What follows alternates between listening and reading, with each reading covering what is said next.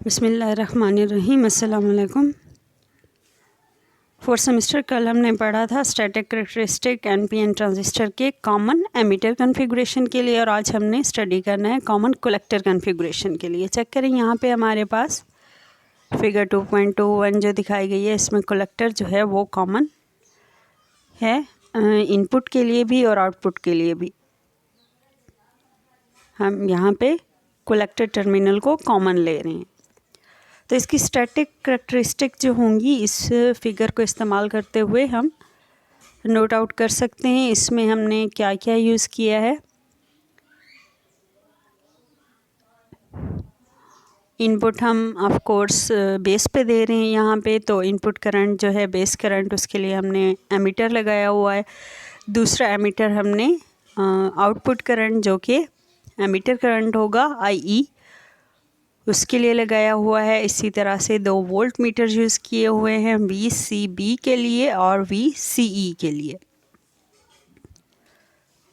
इन metres की deflection जो होगी वो हमारे पास वोल्ट्स को शो करेगी, वोल्टेज को शो करेगी, और एमीटर्स जो हैं इनकी डिफ्लेक्शन हमारे पास करंट को शो करेगी। IB बेस करंट और IE एमीटर करंट के लिए। इनपुट करैक्टरिस्टिक्स क्या हैं इसकी?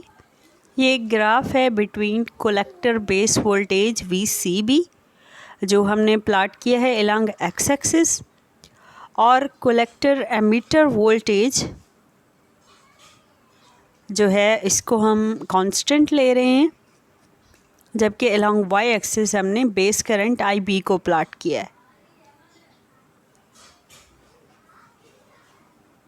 देखिए, ये इनपुट करैक्टरिस्टिक को शो कर रही है। कॉमन बेस और कॉमन एमीटर से ये बहुत ज़्यादा डिफरेंट है कि इसका जो है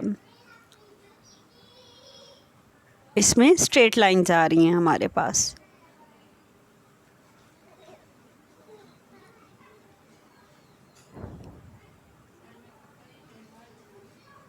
इसकी आउटपुट करैक्टरिस्टिक क्या होंगी?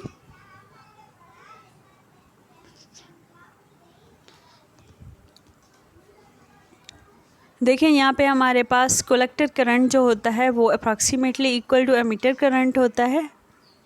तो यहाँ पे जो हम ले रहे हैं, हम ये ग्राफ ले रहे हैं VCE यानी कि कलेक्टर एमीटर वोल्टेज, और IE एमीटर करंट के बीच में VCE हमने प्लाट किया है अलॉन्ग एक्स एक्सिस, और IE जो है वो अलॉन्ग वाई एक्सिस प्लाट किया है। बेस करंट की हम मुख्तलिफ वैल्यूज़ ले रहे हैं। सबसे पहला जो ग्राफ लाइन है हमारे पास वो IB इज़ इक्वल टू 0 के लिए, जब बेस करंट हमारे पास 0 होगा।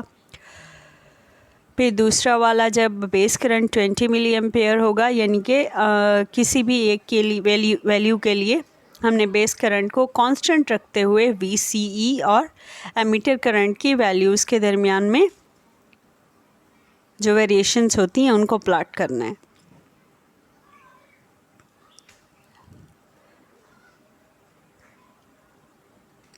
देखिए, IE is equal to IC plus IB, इस बेसिक इक्वेशन को यूज़ करते हैं। तो तीनों तरफ हम अगर IE से डिवाइड कर दें तो IE over IE is equal to 1 हो जाएगा। नेक्स्ट हमारे पास अगली साइड बचेगी IC over IE plus IB over IE।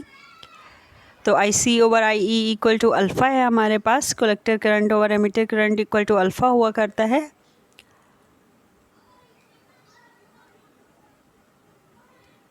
और IE जो है IC प्लस IB इसकी वैल्यू पुट की है।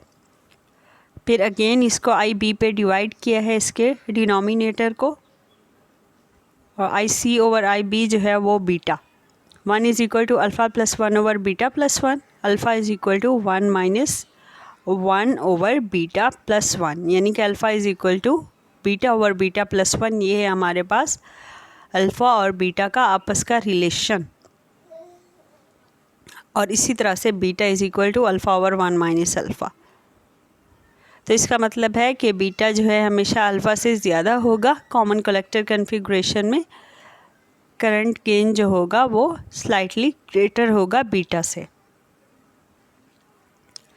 करंट ट्रांसफ़र करैक्टरिस्टिक इसकी क्या है, यानी कि अगर हम IB और IE को आपस में इनकी वेरिएशंस को शो करें कलेक्टर एमिटर वोल्टेज को कांस्टेंट रखते हुए, तो हमारे पास एक स्ट्रेट लाइन आएगी।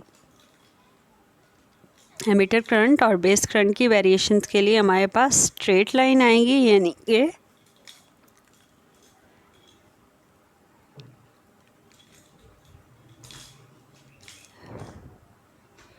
हाँ जी, ये जो है ट्रांसफ़र करैक्टरिस्टिक ये हमारे पास बिल्कुल वही है जैसे कि कॉमन एमिटर सर्किट में थी, क्योंकि यहाँ भी IC approximately equal to IE है और वहाँ भी IC approximately equal to IE था। असल में ये जो है ये ट्रांजिस्टर का एक बेसिक करैक्टरिस्टिक है कि उसका कलेक्टर करंट हमेशा एमिटर करंट से अप्रॉक्सीमेटली इक्वल ही रहता है, क्योंकि बेस करंट बहुत कम होता है।